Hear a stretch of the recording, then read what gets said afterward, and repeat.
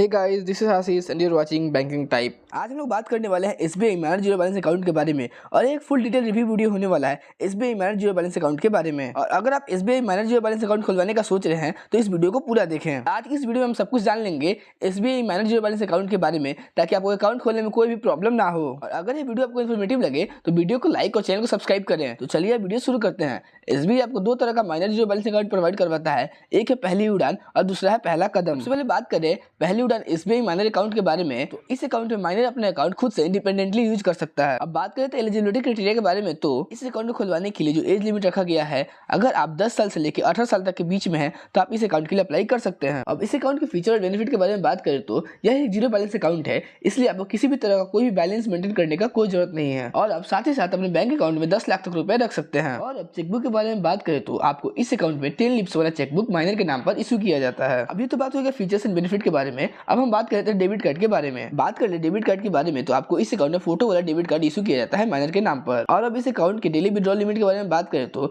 आपको इस अकाउंट में डेली का जो विड्रॉल लिमिट दिया गया है वो 5000 है। इट मींस आप एक दिन में 5000 तक रुपए निकाल सकते हैं। अब ये तो सारी बात होगी विड्रॉल लिमिट के बारे में। अब बात कर लेते हैं ट्रांजेक्शन लिमिट के बारे में कि आप पर डे कितना ट्रांजेक्शन कर सकते हैं। इस अकाउंट में आपको डेली ट्रांजेक्शन लिमिट 2000 दिया गया है। इट मींस आप पर डे 2000 तक रुपए ट्रांजेक्शन कर सकते हैं। और साथ ही साथ आपको इस अकाउंट में IMPS का भी फैसिलिटी देखने को मिलता है। अब ये तो बात होगी ट्रांजेक्शन लिमिट के बारे में कि आप पर डे कितना ट्रांजेक्शन कर सकते हैं। अब बात करते हैं पासबुक के बारे में कि आपको इस अकाउंट में पासबुक दिया जाता है कि नहीं। बहुत से लोगों को ये कंफ्यूजन होता है कि आपको SBI manage zero balance account पहली उड़ान में हमें पासबुक दिया जाता है कि नहीं। तो इसका सीधा सीधा आंसर यस होता है। आपको बैंक में जाकर रिक्वेस्ट करना पड़ेगा, उसके बाद अगर वो लोग चाहे तो आपको माइनर के नाम पर पासबुक इशू कर सकते हैं। अब ये तो सारी बातें होगी पासबुक के बारे में कि आपको बैंक से पासबुक कैसे मिल सकता है। अब हम आगे इस वीडियो में बात करने वाले हैं नॉमिनेशन फैसिलिटी, चेकबुक और रेट ऑफ इंटरेस्ट के बारे में। सबसे पहले हम नॉमिनेशन फैसिलिटी के बारे में बात करें तो आपको इस अकाउंट में नॉमिनेशन फैसिलिटी दिया जाता है और साथ ही साथ आपको इस अकाउंट में 10 लीव्स वाला चेकबुक भी इशू किया जाता है माइनर के नाम पर। अब हम लोग बात करने वाले रेट ऑफ इंटरेस्ट के बारे में, तो आपको सेविंग अकाउंट में 2.75% पर एनम और एफडी अकाउंट में 5.45% का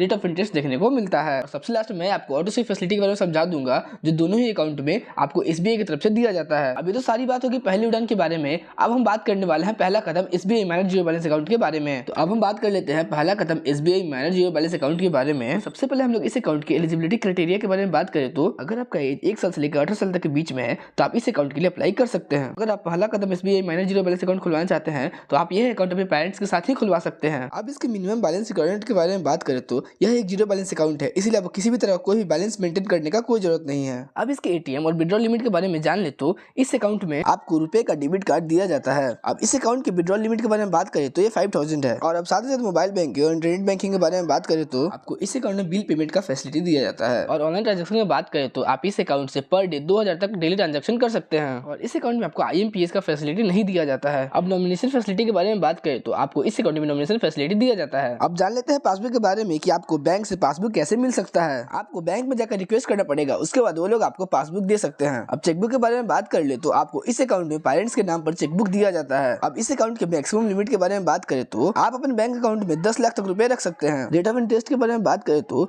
सेविंग अकाउंट पे 2.75% पर एनम और एफडी अकाउंट में 5.4% पर एनम का रेट ऑफ इंटरेस्ट देखने को मिलता है। अब डॉक्यूमेंट के बारे में जान ले कि आपको पहला कदम एसबीआई जीरो बैलेंस अकाउंट खोलने के लिए कौन कौन सा डॉक्यूमेंट लगेगा। तो सबसे पहले माइनर का बर्थ सर्टिफिकेट, दूसरा पेरेंट का केवाईसी डॉक्यूमेंट जैसे आधार कार्ड और पैन कार्ड, और गार्जियन का एड्रेस प्रूफ, और वैसे माइनर और गार्जियन का पासपोर्ट साइज फोटो, ये सब डॉक्यूमेंट लगेगा अगर आप पहला कदम SBI manage zero balance account खुलवाना चाहते हैं तो। इसके बाद हम लोग बात कर लेते हैं ऑटो सेव फैसिलिटी के बारे में। बहुत से लोग ऑटो सेव फैसिलिटी के बारे में नहीं जानते हैं कि वो क्या होता है, वो मैं आपको अच्छे से समझा देता हूँ। पहला कदम अकाउंट और पहले उड़ान अकाउंट दोनों में ही आपको ऑटो सेव फैसिलिटी देखने को मिल जाता है। जैसे कि इस दोनों अकाउंट के लिए एसबीआई की तरफ से थ्रेशोल्ड लिमिट रखा गया है, वो 20,000 रुपए रखा गया है। मीन्स अगर आपके अकाउंट में 20,000 रुपए से ज्यादा रुपए रखे जाते हैं तो उन रुपए पर एफडी का इंटरेस्ट रेट लगेगा। मीन्स वो एफडी में कन्वर्ट हो जाते हैं। लेकिन इसकी भी लिमिट रखी गई है। 20,000 के बाद 10,000 के मल्टीपल में जैसे कि 30,000, 40,000, 50,000 हो गए तो आपको इंटरेस्ट रेट पे किया जाता है। मान लीजिए आपके अकाउंट में 30,000 रुपए हैं, देन 20,000 पर सेविंग का अकाउंट का इंटरेस्ट रेट लगेगा,